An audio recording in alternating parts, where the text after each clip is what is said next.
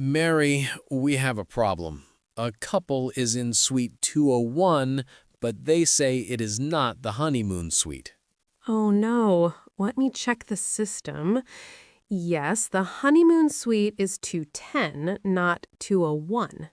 The number looks very similar. I think we gave them the wrong key. And suite 210, is there another couple there now? Yes, they checked in 1 hour ago. Okay, we need to move the first couple to the correct suite. I will call them now. Wait, is suite 210 ready?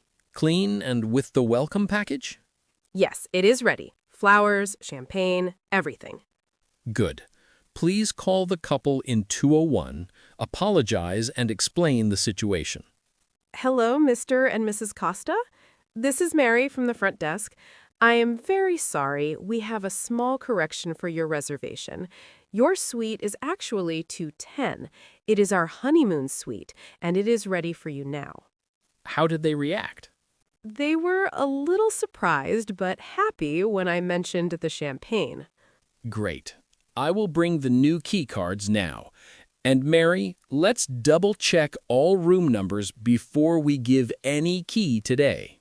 Agreed. I will update the checklist right now.